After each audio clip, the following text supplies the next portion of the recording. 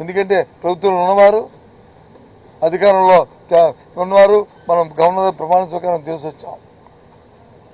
ఆ ప్రమాణ స్వీకారంలో ఉన్న ఆబ్జెక్టివ్ని, ఆ స్ఫూర్తిని, ఆ శాంటిటీని కాపాడాలంటే ఒక్కరోజు కూడా చంద్రబాబు నాయుడు ప్రభుత్వం ఇవాళ కొనసాగే హక్కు లేదు లేదు లేదని చెప్తున్నాను.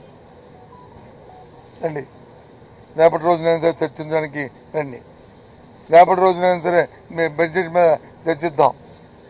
బడ్జెట్ అంశాలని ప్రజలందరూ చూస్తున్నారు. ఈ బడ్జెట్లో మాకేముంది, మాకేమి వస్తుంది, మా జీవితాలు ఎలా పెరిగవుతాయి, మా జీవన ప్రమాణాలు ఏ రకంగా పెరుగుతాయి, మా తాలూకా ఏ రకంగా మా జీవన ప్రమాణాలు పెరిగి మా కొనుగోలు శక్తి పెరుగుతుంది, మా పర్ క్యాపిటల్ ఇన్కమ్ పెరుగుతుంది అని చూస్తున్నాను. రైతు వచ్చి మాకు ఎప్పుడు గిట్టుబాటు వస్తుందని అల్లాడుస్తున్నాడు. మహిళ వచ్చి ఎప్పుడు మేము మా కాలం మేము నిలబడతాం, కనీసం డాక్రాకి ఇచ్చే రుణాలని ఇచ్చే 0 వడ్డీని ఒక పైసా కూడా ఇవ్వడానికి ఎదుర్చలేదు, ఎప్పుడు ఇస్తారని చూస్తున్నారు. విద్యార్థులు వచ్చి ఫీజు రింబర్స్మెంట్ చూస్తున్నారు. యువకులు వచ్చి, నిరుద్యోగ యువకులు వచ్చి మాకు ఉద్యోగ క్యాలెండర్ ఇవ్వాలని చూస్తున్నారు. లేదు మాకు వచ్చి మా ఇస్తానని ఆ హామీ ఇచ్చిన 3,000 రూపాయలు మాకు ఇవ్వాలని చూస్తున్నారు. నిరుద్యోగ ఇవ్వాలని చూస్తున్నారు. అవన్నీ పక్కకు తోసి అవన్నీ డైవర్షన్ చేయడానికి, ఈ కార్యక్రమాలు చేయడానికి అరకోరి తాలూకా బడ్జెట్ కేటాయింపులు చేసి ప్రజలను మభ్యపెట్టి మరి చేస్తున్న ఈ వంచనకి ఇవి చూస్తే ప్రసాదం పోనీ నిజమే ఇంకా శాంతి అనుకున్నాం, కానీ కాదు. దాంట్లో ఉన్న లోపాకారం ఏంటంటే హెరిటేజ్ సంస్థ దోచిపెట్టడానికే ఈ కార్యక్రమాన్ని తీసుకొచ్చారు. ఇది వాస్తవం వాస్తవం వాస్తవం.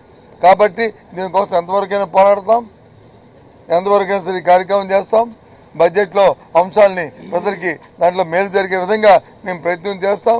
ఈ ప్రభుత్వం ఒత్తిడి తీసుకొస్తాం.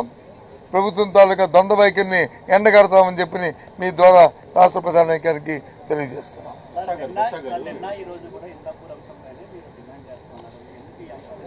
ఇందాపూర్ అంశం కాదు, ఇందాపూర్ అంశాన్ని ముందు పెట్టుకుని హెరిటేజ్ చంద్రబాబు నాయుడు గారి తాలూకా సొంత సంస్థ హెరిటేజ్ సంస్థ ఇస్తున్న దోపిడీది.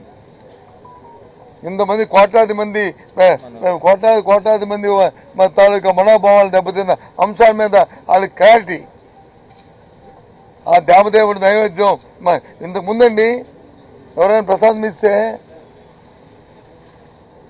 అంటే ఇవాళ ఏం చేస్తారండి, చంద్రబాబు నాయుడు మాటల వల్ల ఇవ్వగాని ఇలాగే మాని ఇలా చూస్తున్నారు, అప్పుడు తింటున్నారు. ఎంత అపచారం అండి, ఎంత అపచారం అండి. నేను చెప్పింది వాస్తవం చెప్పండి, కాదు చెప్పండి, వాస్తవం కాదు చెప్పండి. వాస్తవం కదండి.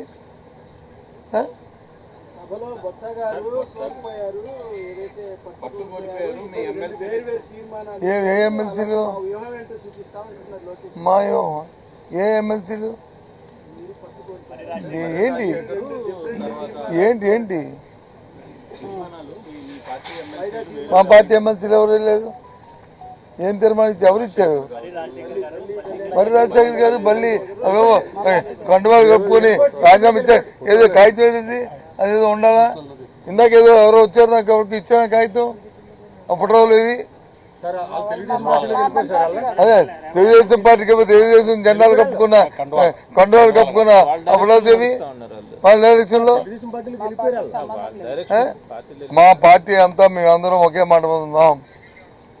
మా పార్టీ మా నాయకత్వం ఏదైతే మా ప్రతి విధానాలు ఉన్నాయో వాటినే మేము కొనసాగిస్తున్నాం. పాపం ఏదో తెలియక తెలుసో ఉంటాడు. ఇదే ఈ లడ్డు ప్రసాదంలో ఉన్న ఈ కావు కొవ్వు నివ్వు కొవ్వులు ఇది కూడా ఇది వాళ్ళ తాలూకా ప్రలోభాలు లోపలి వాళ్ళ తాలూకా ప్రలోభాలు లోపడి వాళ్ళ తాలూకా ఏదో ఆశకు లోపడి పాపాలను రిజైన్ చేశారు. ఆ విషయం నాకు కూడా చెప్పారు. అవి స్పీకర్ తాలూకు నిర్ణయం ఉంది. వాళ్ళు మా పార్టీ నుంచి మా దగ్గర నుంచి రాజీనామా చేసి వెళ్ళిపోయారు. వాళ్ళు మా సభ్యులు ఎలాగొస్తారు?